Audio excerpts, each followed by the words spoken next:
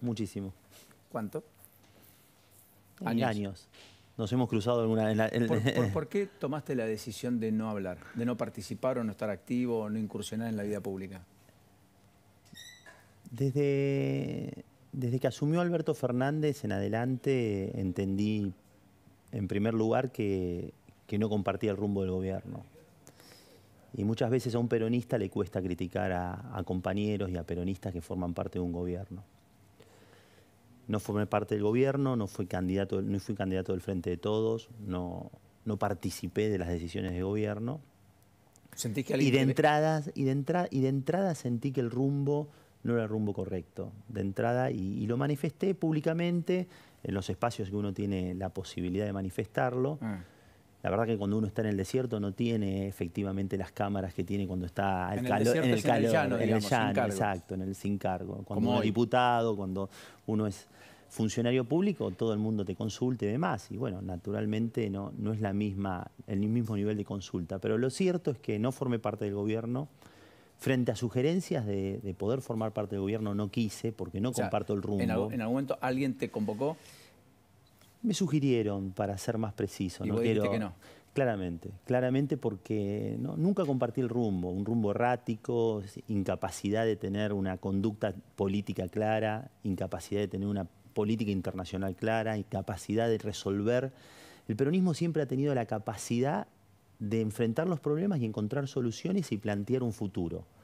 Y lo que hemos encontrado ahora es un peronismo que evidentemente no tiene capacidad no solo de proponer un futuro, sino de resolver efectivamente los problemas. ¿A los tres eslabones centrales del Frente de Todos, Alberto Fernández, a Cristina y a Sergio Massa? Todo lo que multiplica por K da K.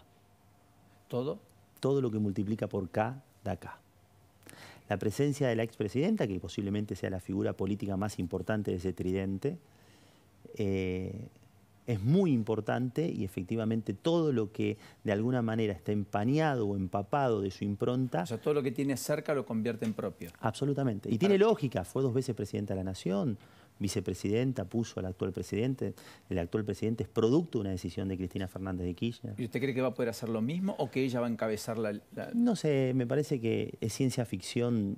La verdad que estamos a pocos meses de una elección y la verdad que no podemos predecir el futuro cercano porque claramente el oficialismo no está pudiendo presentar una oferta electoral competitiva. ¿Por qué? Porque los problemas... El retroceso social que ha habido estos años es muy fuerte. Es imperdonable para el peronismo más de 100 puntos de inflación. Es imperdonable que no hayan planteado un plan de estabilización con todas las letras para que la Argentina tenga orden fiscal, orden monetario y la posibilidad de bajar sustancialmente la inflación, que le duele a quién. Los que especulan claramente se pueden cubrir, la tasa está a 127%. Los que saben de mesa de dinero pueden cubrirse con estas cuestiones. O sea, los que entre comillas se llaman la patria financiera, digamos. Pero el laburante, el que está informal, los sectores más humildes no tienen forma de cubrirse con la inflación. Y por eso ha habido una caída del salario real muy fuerte. Y por eso están teniendo el rechazo que tienen. Por eso yo creo que hay que modernizar el peronismo, hay que revitalizarlo y mi generación trabajará en ese sentido, sabiendo las dificultades que tenemos frente a la sociedad, ¿no? Lo que deduzco de tus declaraciones es que efectivamente entendés que no hay un programa integral económico de Massa. No. Ahora, en algún momento... No, eso no significa que no haya tenido la voluntad de poner paños fríos en un momento muy crítico en la Argentina. ¿Pero con eso alcanza? Evidentemente no. Con inflación del 6-7% mensual, sin reservas internacionales, con un déficit fiscal que era mucho peor la dinámica con Guzmán, pero que no ha podido ordenar, con una situación monetaria que no da certeza y certidumbre, con falta de acumulación de reservas, y también con una situación crítica en materia de sequía, digamos, que eso es el clima, es el clima. Eso, pero que la Argentina esté tan expuesta, no sé si recordás, Paulino, pero antes decían, con dos cosechas nos salvamos. Una cosecha evidentemente nos genera unas dificultades enormes. La seca, las dificultades que ha tenido en el agro, evidentemente marcan un contexto muy complicado para la Argentina, por lo menos para este año, ¿no?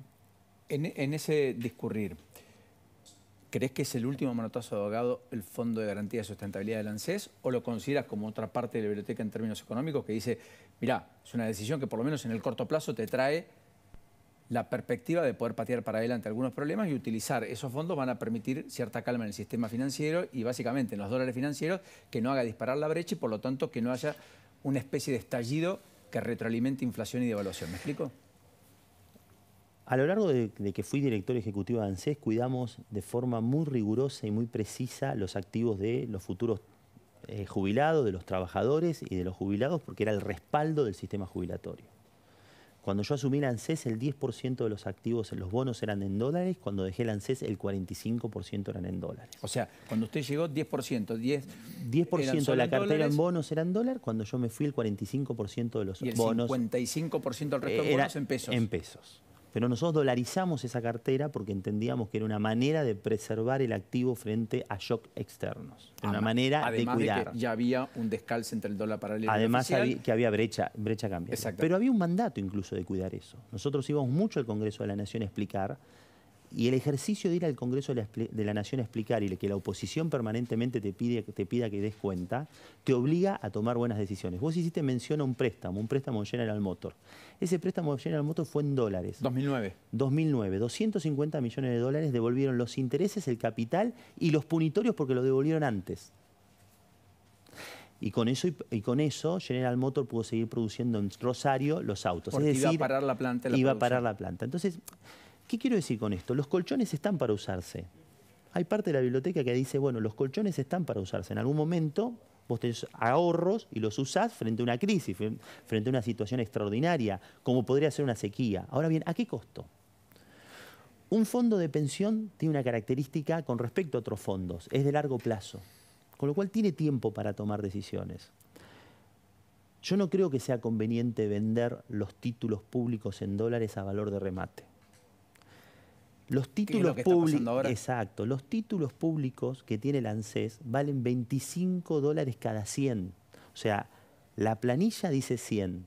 En el mercado te lo compran a $25. O sea que al jubilado que dicen que tiene 100, en realidad le van a poner en el bolsillo 25. Exacto, marca en el valor del activo, marca 25, pero vale 25 en el mercado. O sea, nosotros estamos, el Estado argentino está ofreciendo a los privados 100 para que le den $25 en pesos, para que le den luego otro bono en pesos. Entonces mi pregunta es la siguiente: ¿por qué los activos en dólares, que pagan en dólar billete, que tienen algunos legislación extranjera y otros legislación nacional, que el Estado viene cumpliendo el pago de esos activos, de esos bonos, ¿por qué los canjeamos en el mercado, se los damos a los privados por un puñado de pesos para quedarnos con un activo en pesos que emite el Tesoro? ¿Por qué salimos a rematar, a valor de remate, a vender bonos que hoy valen 25 pesos, $25 cada 100? Eso... ¿La pregunta tiene respuesta? Lo tienen que responder los funcionarios públicos. Por eso en un tuit dije muy claramente que lo expliquen en el Congreso de la Nación. Hay una comisión bicameral de seguimiento de la seguridad social. Yo fui 25 veces, hace años que veo que no funciona. Tampoco con el gobierno anterior. Ahí deberían ir los funcionarios a explicar con claridad y con precisión qué van a hacer con estos 12.500 millones de dólares, más 2.000 millones de dólares. Estamos hablando de miles de millones de dólares, que hoy están en manos del Estado, de un organismo del Estado que es la ANSES, que se los van a dar a los privados le van a dar pesos y el Estado, el ANSES, va a tomar un bono al año 2036 en pesos, ajustable por inflación o ajustable por dólar, en pesos. Que no sabemos cuánto vale, no tiene mercado. Entonces, mi pregunta es, yo entiendo el esfuerzo de un ministro que frente a una crisis como una sequía es muy grave, que frente a una situación de política en donde se están peleando a cielo abierto los compañeros del gabinete, es muy difícil generar confianza. Que frente a un banco central que lo único que hace es poner restricciones de forma permanente, genera una desconfianza sustancial en la sociedad. Yo entiendo que hay un montón de cuestiones adversas, pero entiendo que esta decisión amerita una discusión profunda, porque se están poniendo miles de millones de dólares que respaldan a las magras jubilaciones. Eran bajas en mi momento, son peores aún porque han perdido poder adquisitivo. Que se le dé cuenta a la nación argentina, a los argentinos, de qué decisión se está tomando. Vamos a hacer la pausa. ¿Me puede hacer sí, una favor. pausa ahí? porque quiero volver. Estamos con River, estamos allí con lo que está